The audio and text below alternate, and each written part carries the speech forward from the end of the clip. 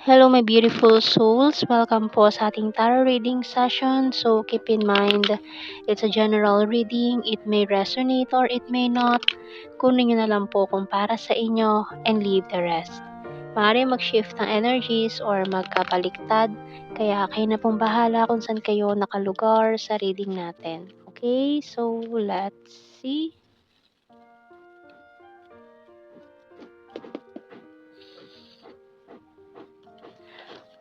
Oh, the mask and bonfire. So, someone here ay hindi naging totoo sa'yo, and itong relationship na naging meron kayo or connection na meron kayo is panandalian lang. Para nag-pretend siya na to be somebody na magmamahal sa'yo ng totoo, pero lahat pala yun is kasinungalingan lang. So, this person is hiding behind this mask. And nung nalaman mo is sobra ka nasaktan dun sa ginawa niya na kahit na wala ka namang ginawang masama sa kanya, pero ganun pa yung ginawa niya. Okay, so this person kasi is ano lang siya, parang naghahanap siya na mapaglilibangan kumbaga, parang gano'n lang yung nangyari. Pero dahil minahal mo siya ng totoo, masyado ka nasaktan dun, masyadong malalim yung naramdaman mo sa kanya, pero para sa kanya wala lang yun. Ayun kasi this person is pretending. So, kaya din ganito itong taong 'to, kasi marami siyang wounds or childhood trauma na pinagdaanan. Kaya parang sa iba siya gumaganti. May mga past experiences siya na hindi maganda, and ang mali niya kasi is doon siya gumagante sa mga taong wala namang kinalaman dun sa mga wounds na yon.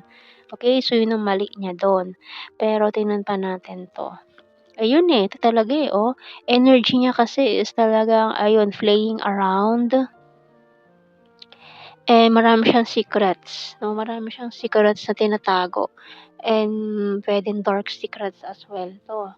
We have here the money, parang, nagpaka-ano siya sa pera, nagpapaalipin siya sa pera, which is a bad thing na ginagawa niya, ano. So yun na nga, hindi siya nagpapakatotoo sa sarili niya, yung feelings niya is pine-fake niya, emotions niya pine-fake niya.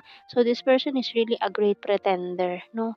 So hindi niya pinapakita talaga yung kung sino siya, kung ano siya, 'no, basta may pera, lalo na 'pag may pera nabubulag agad 'tong taong 'to. So tingnan natin, kasi parang may someone din na pinagtripan ka na ginamit 'tong taong ito, na parang sabihin niya 'pag napaibig mo 'yang taong 'yan, sige bibigyan kita ng malaking halaga, parang gano'n. So, parang nabulag siya do'n sa perang 'yon, kaya gano'n 'yung ginawa niya, parang pinaglaruan ka niya or parang may bet, pustahan na naganap dito na kapag napa-oo ka or napasagot ka is panalo siya dahil sa pera. So, may pera kasi na involved dito, kaya gano'n yung ginawa niya. So, red flag talaga. Ayan, so this person is a walking red flag, 'no? So, tingnan natin, kasi may mga gano'n 'di ba, sa mga palabas sa yung kina Liza Soberano na nagkaroon ng bet, 'di ba, yung movie nila. So, parang gano'n. So, parang nagkaroon ng pustahan na kapag napaibig ka, ayun, panalo siya. So, parang gano'n na nangyari, nanalo nga siya dahil sa pera, 'no. So, ayun, dahil sa mga pentacles na ito. So, ito siya, energy na 'to, nabulag siya sa material things, sa pera, 'no. Yun yung malaking pentacle na 'yan. So, yun yung pinanghahawakan niya, parang yun lang yung kilala niya, yung love niya is pera, okey? So, we have here the Lovers, another pentacle, the Knight of Pentacles. Ayun, yun ang inaano niya, obsession niya is material things, pera, kasikatan, parang yun, may mga something pa siya. Another pentacle. Oh, 'di ba? So, ang lakas ng ano niya, Pero ayun, dahil dito sa mga ginawa niya parang inuusig na siya ng konsensya niya. So, with this Nine of Swords energy, kinokonsensya na siya do'n sa mga ginawa niya. Ayan, so Another Pentacles, Eight of Pentacles sa bottom card natin. So, kasi itong mga ginawa niya sa'yo is ano na, parang na ano siya, parang may something na tinamaan siya, parang may feelings na siya sa'yo pero ang nangyari kasi is dahil nga sa mas pinili niya yung pera, ano. So, yun, eto, yung nag-juggling siya between you and the pera. Ayan, ikaw ba or yung pera? Pero yung pera yung pinili niya na ngayon pinagsisisihan niya. Kasi itong Lovers card natin dito, grabe, intense na sana, okey na sana, kumbaga eto na sana yung love or yung pagmamahal na hinahanap niya. Kasi this person is also longing for love 'no, alam mo yun, yung parang, buong buhay niya naghahanap siya ng taong magmamahal sa kanya ng totoo.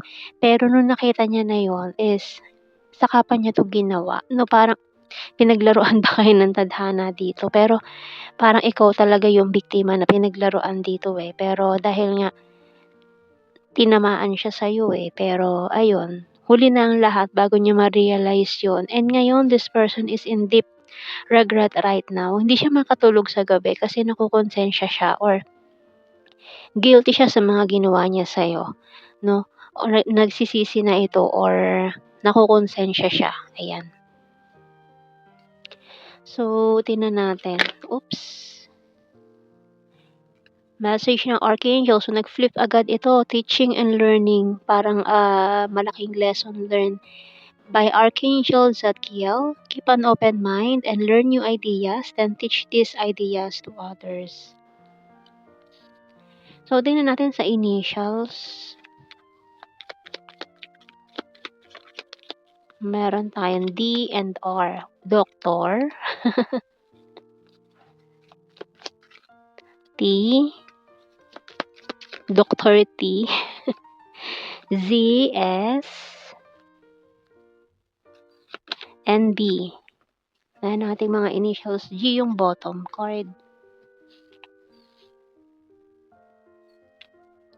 And let's see more.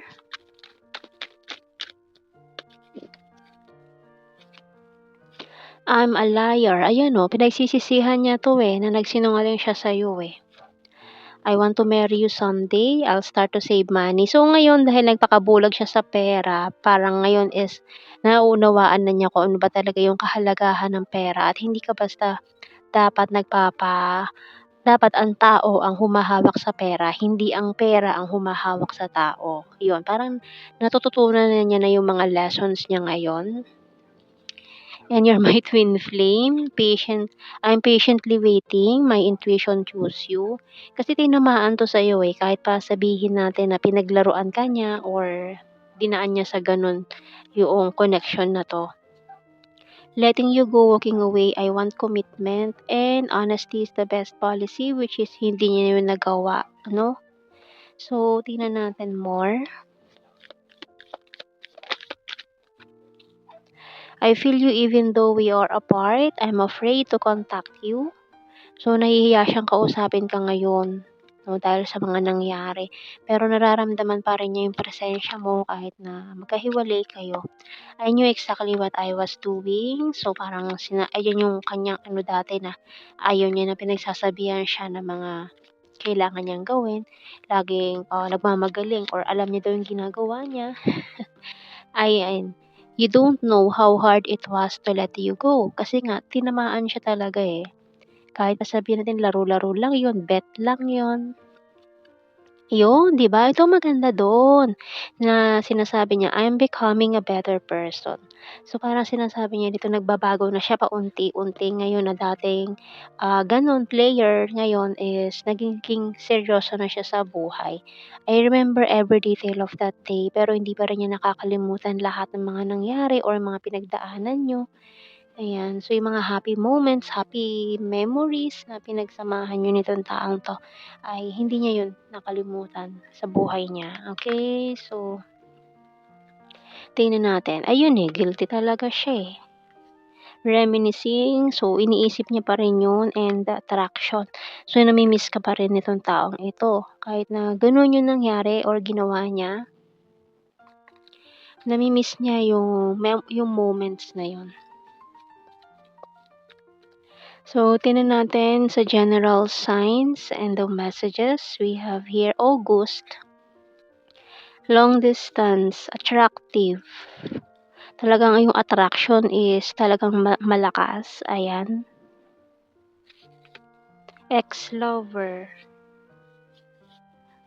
City, South PH, Chaser, Gemini, and Skin Tag. So, ngayon gusto nyo maghabol sa'yo pero nahihiya to Funny, number 10. Athletic, April, Capricorn, Aquarius, Visayas, March, Pisces, Mindanao, past person, travel, eye contact, hindi siya makatingin sa'yo ng harapan, lalo na sa mata. Scorpio and patience, please. Okay, so ayan ang ating reading, my beautiful soul. So, thank you for watching. Take care and God